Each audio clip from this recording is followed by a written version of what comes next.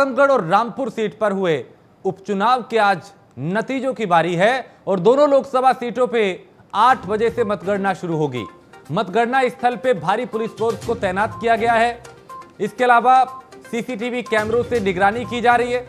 हंगामा बवाल करने वालों से सख्ती से निपटने की तैयारी है। यानी कि आज चूंकि मतगणना है, नतीजों का दिन है और सुरक्षा के पुख्ता इंतजाम किए गए हैं ताकि किसी तरह की कोई अप्रिय घटना ना हो। तो 23 जून को इन दोनों सीटों पे मतदान हुआ था और आज मतगणना होगी, नतीजे आएंगे और तय होगा कि अखिलेश यादव का दबदबा इन दोनों क्षेत्रों में बरकरार है या फिर योगी आदित्यनाथ की पकड़ यहां पे मजबूत होगी। कौन बाजी मारेगा आज तय हो जाएगा। उम्मीदवारों की किस्मत ईवीएम में कैद है और 8 बजे से मतगणना शुरू होगी। धीरे धीरे जैसे जैसे वक्त गुजरेगा तस्वीर साफ होती जाएगी और प्राइम न्यूज पल पल की जानकारी सबसे पहले और सबसे सटीक अपने दर्शकों तक पहुंचाएगा। तो आज दोनों लोकसभा सीटों के जो उपचुनाव थे उनके नतीजों का दिन है, मतगणना का दिन है। और इसी पे ज्यादा जानकारी के साथ आजमगढ़ से अजय हमारे संवाददाता सीधा हमारे साथ जुड़ चुके हैं। अजय, आज नतीजों का दिन है, मतगणना होगी, क्या कुछ तैयारियां इस वक्त, क्या कुछ वहां पे चल रहा है? जो लोकसभा का उपचुनाव हुआ है आजमगढ़ सीट से, आज उसका काउंटिंग होगा, उसकी मतगणना होगी। लेकिन उसके पहले जो प्रशासन है अपनी सारी तैयारियां पूरी कर ली है, किसी तरह से कोई दिक्कत ना हो इसको लेकर प्रशासन जो है पहले से मुस्तैद है और चारों तरफ अलर्ट हो गई है। आज देखना है कि तीनों दिक्कत लड़ाई मैदान में थे, जो 23 जून को उनका किस्मत ईवीएम में कैद हुई। आज उनकी किस्मत जगेगी, लेकिन किसकी किस्मत जगेगी ये अभी कंफर्म नहीं हो पाया है। लेकिन आजमगढ़ जो सीट है बिल्कुल त्रिकोणीय मुख्य लड़ाई है। यहाँ पर दिग्गज प्रत्याशी देखा जा रहा है, बीजेपी से दिनेश लाल यादव हुआ है, दूसरे स्थान पर समाजवादी से धर्मेंद्र यादव है और तीसरे स्थान पर जो है बीएसपी से शाह आलम जमाली है। लेकिन तीनों प्रत्याशी जो किस्मत को ईवीएम में कैद हुई, लेकिन आज उनकी किस्मत जगेगी और जीतने के बाद चूंकि अजय आजमगढ़ को समाजवादी पार्टी का गढ़ माना जाता है, लेकिन अब जिस तरीके का इस बार समीकरण है, चूंकि 19 के हालात दूसरे थे, इस बार थोड़े हालात अलग हैं, समीकरण भी अलग हैं और बीएसपी ने भी यहां पे गुड्डू जमाली को चुनावी मैदान में उतार दिया। ये यहां पे क्या त्रिकोणीय मुकाबला है और गुड्डू जमाली के आने के बाद क्या इसका नुकसान समाजवादी पार्टी को होगा?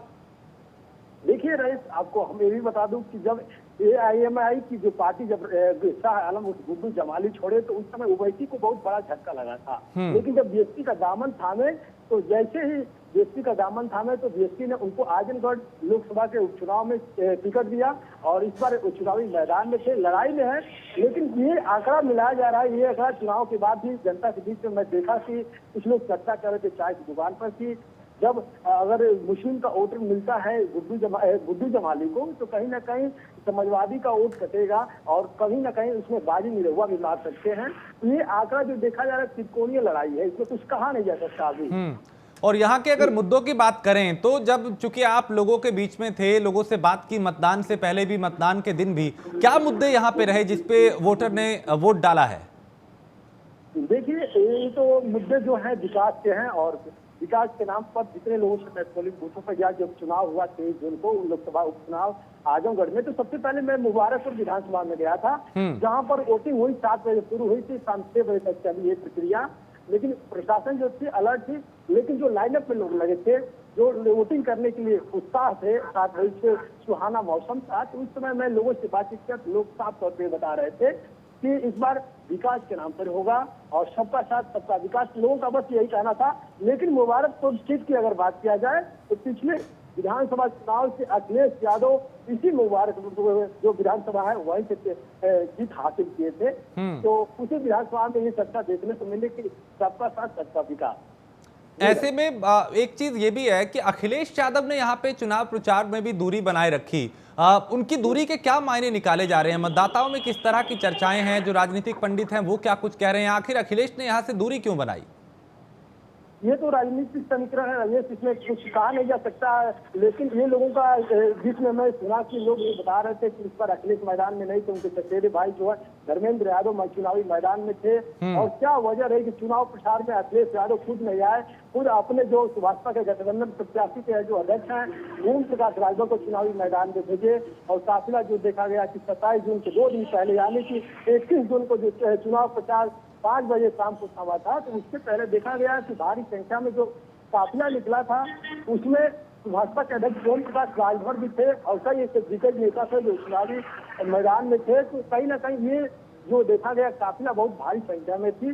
क्या उस काफिला का वजह इस 26 जून को मालूम पड़ेगा, या फिर विकास के नाम पर या मुद्दे के नाम पर? क्योंकि आजमगढ़ में 200 सीट देखा जा रहा है कि पिछली विधानसभा में समाजवादी जीत चुकी थी, लेकिन वहाँ लोगों की तो मुद्दाएं हैं, लोगों की समस्याएं हैं। लोग ये बता रहे थे कि यहाँ पर बड़ी समस्या ये है कि बिजली और पानी, लोगों को आवास नहीं मिल रहा है समय से, जितनी भी योजनाएं हैं उतना लोगों तक नहीं पहुँच रहा है। कि क्या वजह रही इसका लोग साफ तौर पर अंदाजा लगा चुके हैं।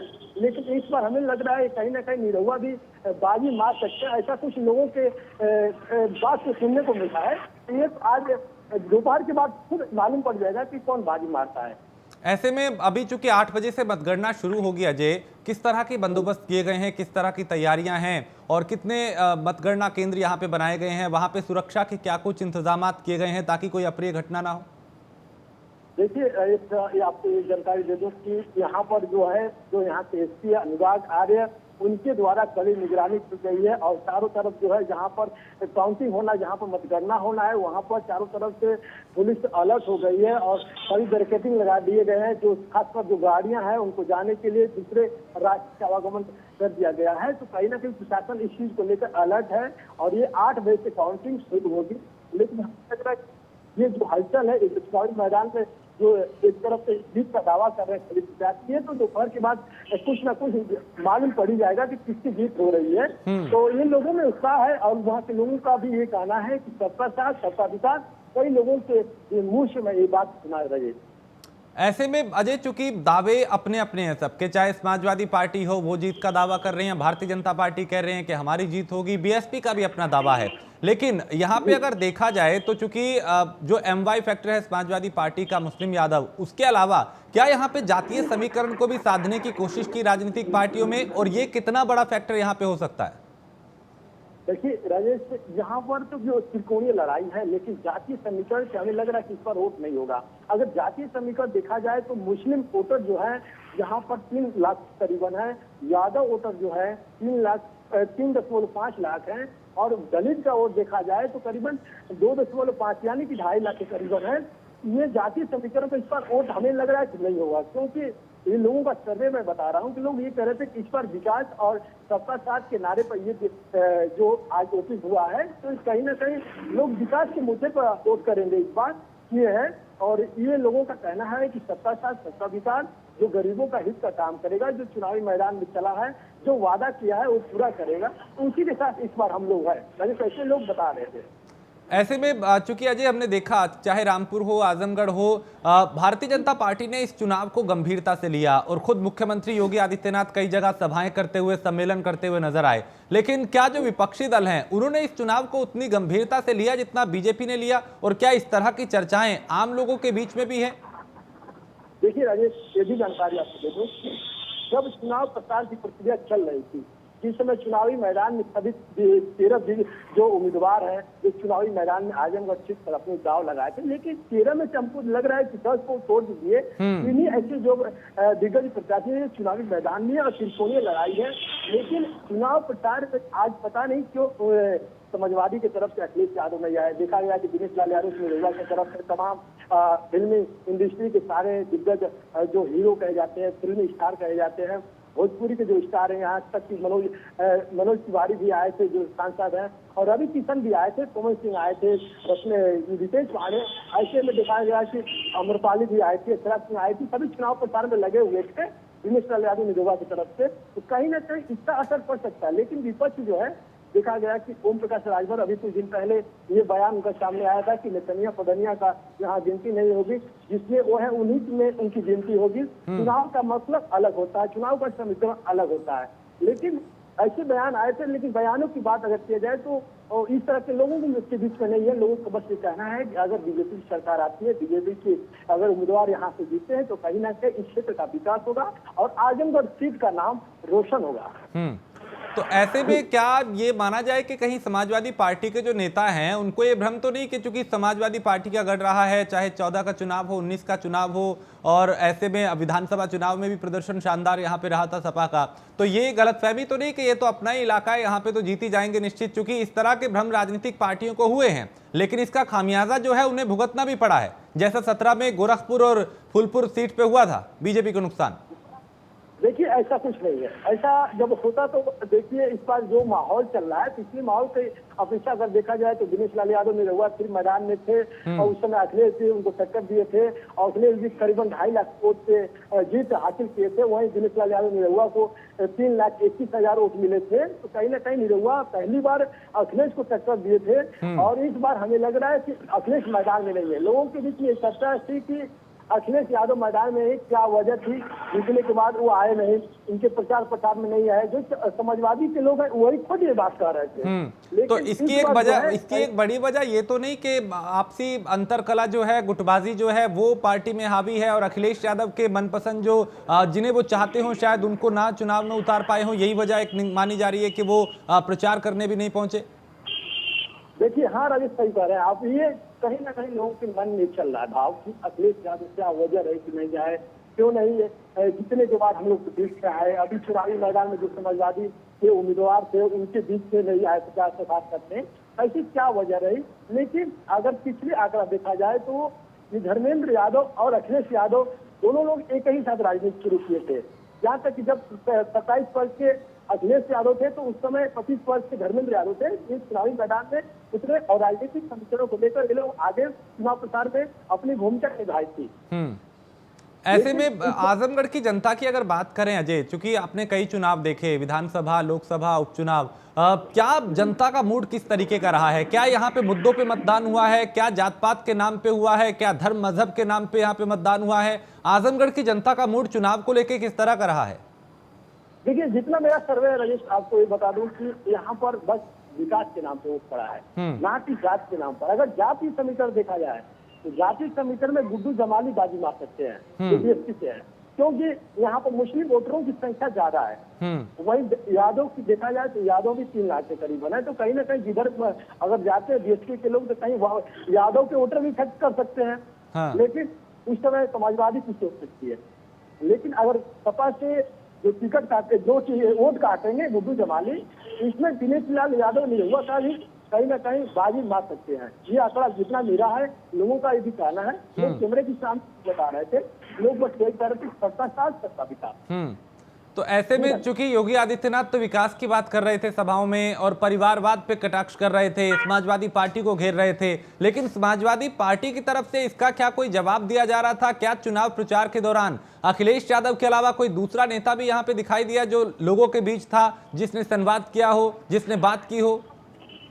नहीं राजेश, ऐसा कोई बात नहीं है। तो यहाँ पर हमें लग रहा है सिर्फ जो भाजपा के अध्यक्ष हैं ओम प्रकाश राजभर उनके चुनाव प्रचार में लगे हुए थे और छोटे जो कार्यकर्ता हैं, जो देखा जा रहा था कि जो जिले से हैं, मंत्रिमंडल से हैं, वो लोग बस शामिल थे चुनाव प्रचार में धर्मेंद्र यादव के।